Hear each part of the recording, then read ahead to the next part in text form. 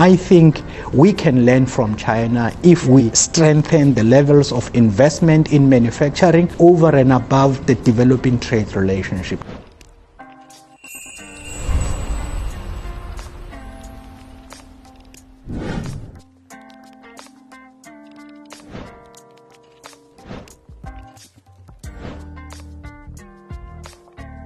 China has done very well in developing its energy sector, particularly in wind power, solar power. In fact, in April, I traveled across China. Almost every solar panel and related technology that you find in many parts of the world is made here in China. China began to move quite rapidly ahead of many countries globally in developing carbon capture, storage and use. South Africa has experienced energy shortages since 2006. You may have heard about load shedding and load reduction. If you look at China, the production of new energy component manufacturing at all stages of value addition is crucial, so that South Africa doesn't just import finished products and install them without creating employment in the manufacturing process.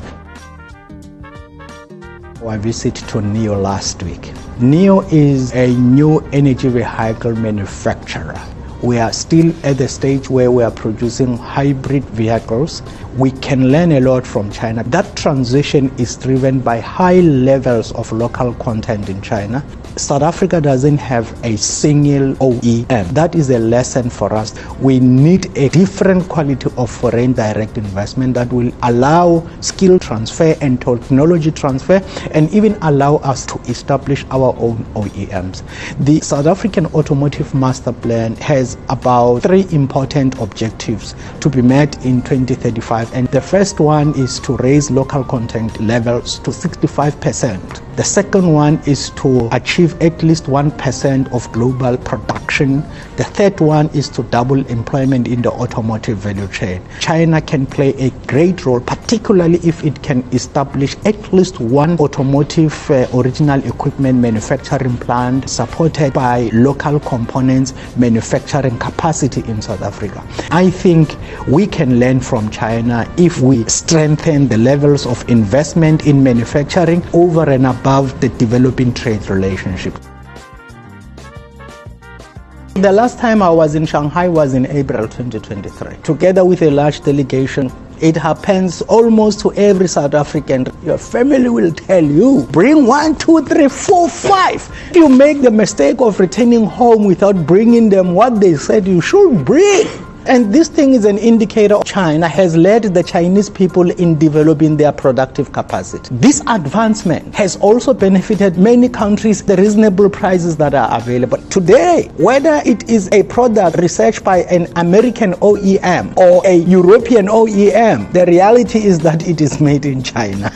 I already have a panda souvenir for my daughter, and she really wants nails, these, polish and so on from China.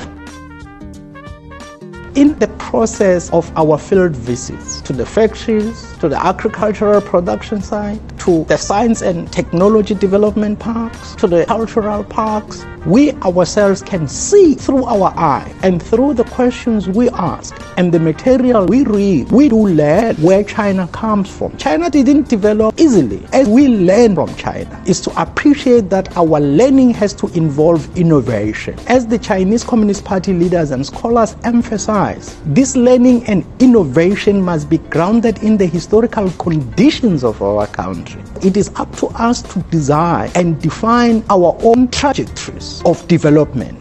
I've been to Europe, South America, North America, Southeast Asia, other countries in my own continent. Insofar as developing productive forces, a state where one industry is developed across the entire value chain or production network in a single country, that is China.